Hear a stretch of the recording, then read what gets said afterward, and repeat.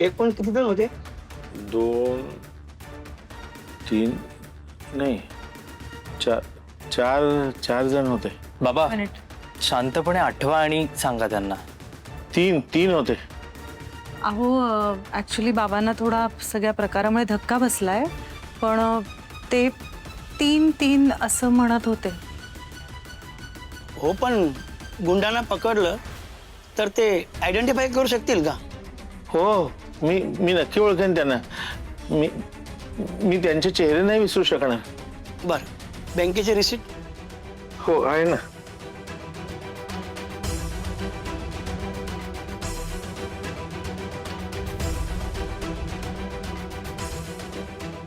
Swanandi madam, Swanandi Sarpotdar ना? हां हो या हा.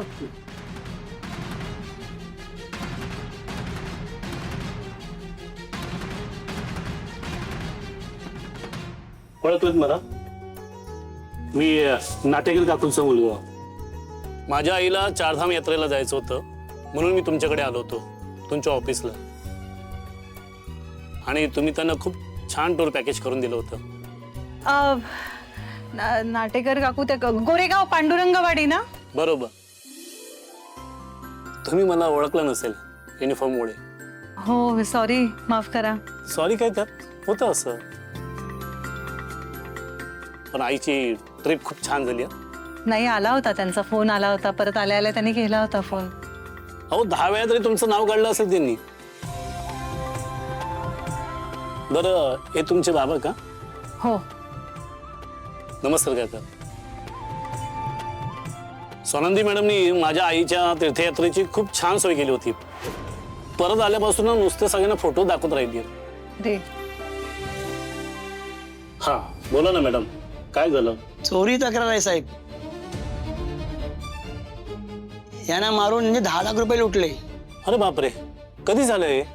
अहो आजच, दिवसा ढवळ्या, अगदी रस्त्यामध्ये. तुम्ही माझ्याकडे आलात ना, मग तुम्ही काळजी करू नका. तुम्ही फक्त पप्पांची काळजी घ्या. तुम्ही एरिया कोणता आहे ते लिहून ठेवलंय ना? हो. नाही, काय होतं, अशा केसेसमध्ये बहुतेक वेळा गुंड लोकलच असतात. आम्ही चोराला शोधू सुद्धा आणि तुमचे पैसे परत मिळवून देऊ सुद्धा. तुम्ही निश्चिंत राहा, निवांत राहा.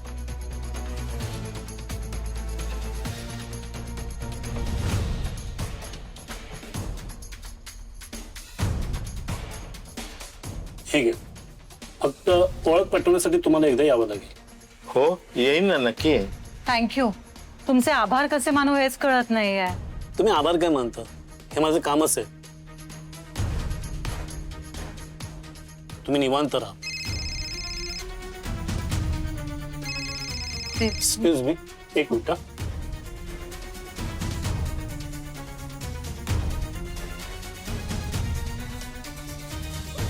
बरं झालं यार ताई. अगं हे इन्स्पेक्टर तुझ्या ओळखीचे निघाले. आता तरी ते आपली केस सिरियसली घेतील.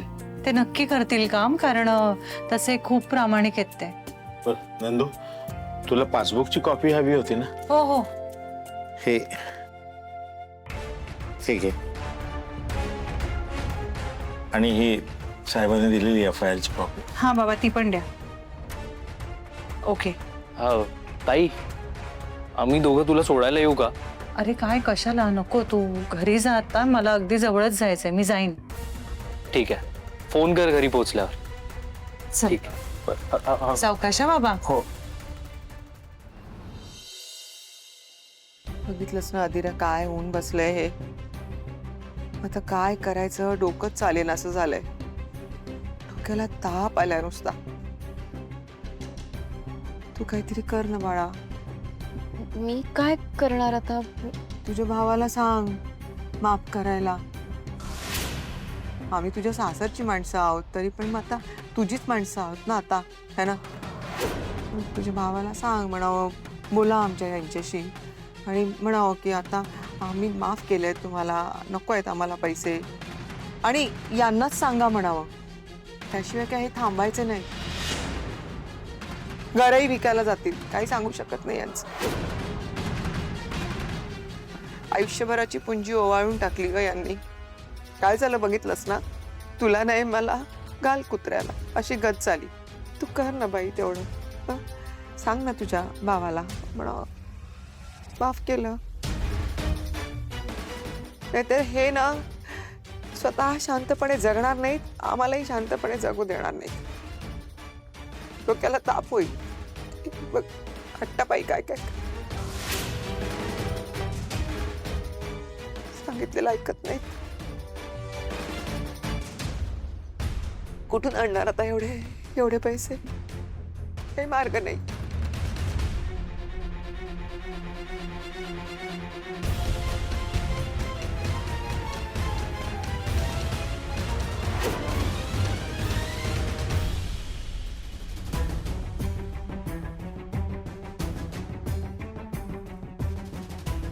एक मिनिट, मला थोडं बोलायचं होतं. काय? हे बाबांचं पासबुक आहे आणि ही आता पोलीस कंप्लेंट केली ती आहे. तुम्हाला हवं असेल तर तुमच्या रेकॉर्डमध्ये ठेवायला मी ह्याच्या कॉपीज पण देऊ शकते. मला का देत आहे? याची काही गरज नाही मला. हे मला ॲक्च्युली तुम्हाला अजूनही खरं वाटत नाहीये हे, म्हणून मी तुम्हाला याआधी सांगितलंय की मला काय वाटतं याचा फार विचार करू नका. नाही करत आहे. माझ्या बाबांना काय वाटतंय ना याचा विचार करते मी, आणि तुम्हाला काय वाटतं याचा विचार माझे बाबा करतायत आणि त्यांना काळजी वाटते.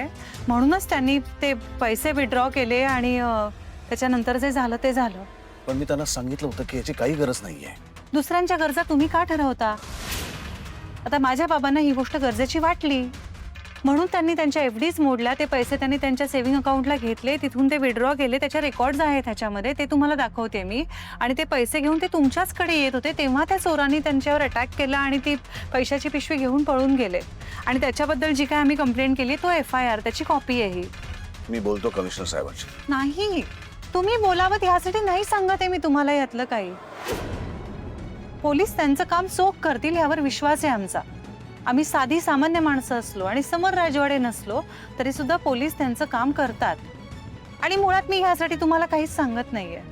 माझे बाबा खोटं नाही बोलत आहेत हे तुम्हाला पटवून द्यायचंय म्हणून सांगते. आणि हे सुद्धा ते माझे बाबा आहेत ना म्हणून तुम्हाला नाही सांगत आहे. ते माणूस म्हणून अत्यंत प्रामाणिक आणि चांगले आहेत म्हणून सांगते. बाकी काही बोलायचं नाहीये मला, एवढंच सांगायचं होतं.